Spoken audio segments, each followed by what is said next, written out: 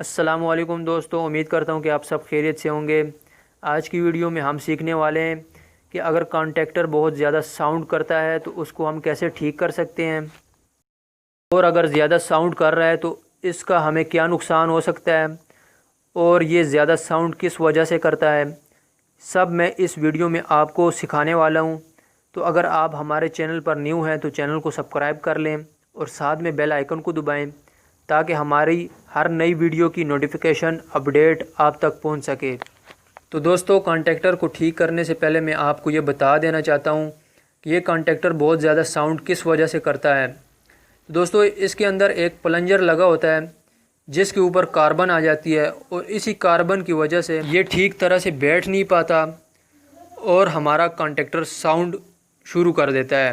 तो दोस्तों, अगर कॉन्टेक्टर बहुत ज़्यादा साउंड करता है तो इसका हमें क्या नुकसान हो सकता है।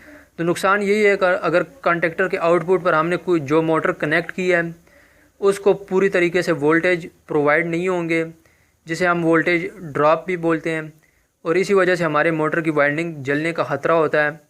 तो अगर कॉन्टेक्टर साउंड का मसला है तो आप इसको ठीक कर दें, जिसका हाल मैं आज आपको इस वीडियो में बताने वाला हूं। तो चले स्टार्ट करते हैं इस वीडियो को। तो दोस्तों, आपके सामने ये एक कॉन्टेक्टर पड़ा हुआ है जो साउंड का मसला है, इसका भी साउंड का मसला है और इसको मैं रिपेयर करने वाला हूँ। इसको मैं अभी मैनुअली चलाता हूँ और आप इसको चेक करें कि ये किस तरह का साउंड कर रहा है। तो दोस्तों, मैं पीछे से स्विच ऑन करता हूँ और ऑन होते ही आप इसकी साउंड को नोट करें कि ये किस तरह का साउंड बता रहा है। तो दोस्तों, ये आप देख सकते हैं बहुत ज़्यादा साउंड कर रहा है और इसको मैं अभी रिपेयर करने वाला हूँ आपके सामने। तो दोस्तों, मैं इस कॉन्टेक्टर को खोलता हूँ। ये आप देख सकते हैं, ये इसके साथ क्लिप लगा हुआ है। इस क्लिप को मैं हटाता हूँ और इसको खोलता हूँ। बाज़ कॉन्टेक्टर्स के साथ स्क्रू लगा होता है और आप उस स्क्रू को खोलें तो कॉन्टेक्टर का कवर आसानी से उतर जाता है।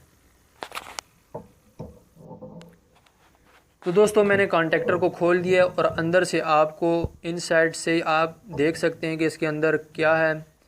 ये जो सामने है ये हमारा प्लंजर है और इसी प्लंजर के ऊपर हमारी कार्बन आ जाती है।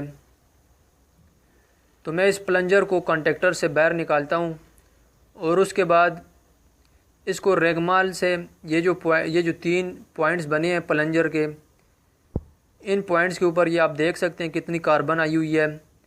इस कार्बन को मैं रेगमाल के ज़रिए से रफ़ करूँगा, बिल्कुल साफ़ करूँगा, और साफ़ करने के बाद मैं दोबारा इसमें फ़िट करके आपके सामने इसको चालू करूँगा। ये आप देख रहे हैं कि प्लंजर के सिरों पर कितना कार्बन जमा हुआ है। तो मैं इस रेगमाल के ज़रिए से इसकी कार्बन को बिल्कुल साफ़ कर दूँगा।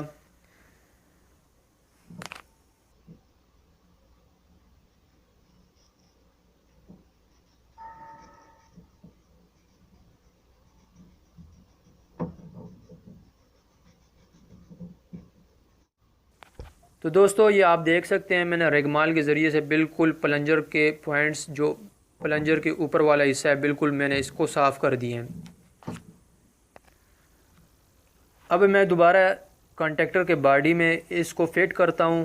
पूरी फिटिंग करने के बाद मैं इसको चालू करूँगा आपके सामने, और इंशाल्लाह सारी साउंड का जौन सा मसला है वो आपके सामने हल होता हुआ नज़र आएगा।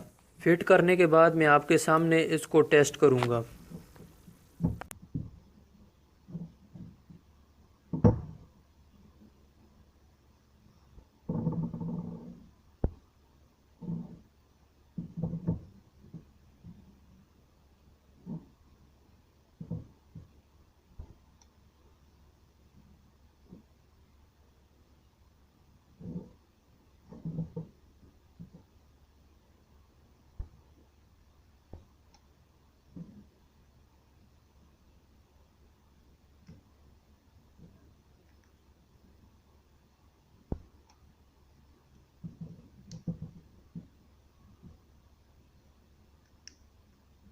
दोस्तों, मैंने कॉन्टेक्टर को फिट कर दिया है और अब इसको टेस्ट करने की बारी है।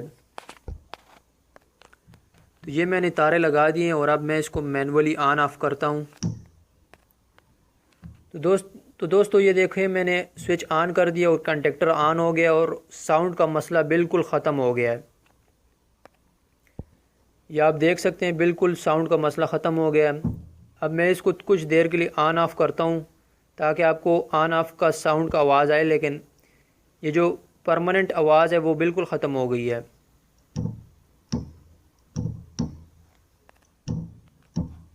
तो दोस्तों उम्मीद करता हूँ कि आज की वीडियो आपको बहुत पसंद आ गई होगी।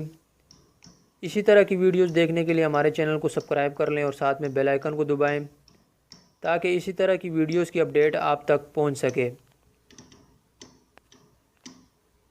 तो नेक्स्ट वीडियो में नए टॉपिक के साथ मुलाकात होगी, तब तक के लिए खुदा हाफिज़।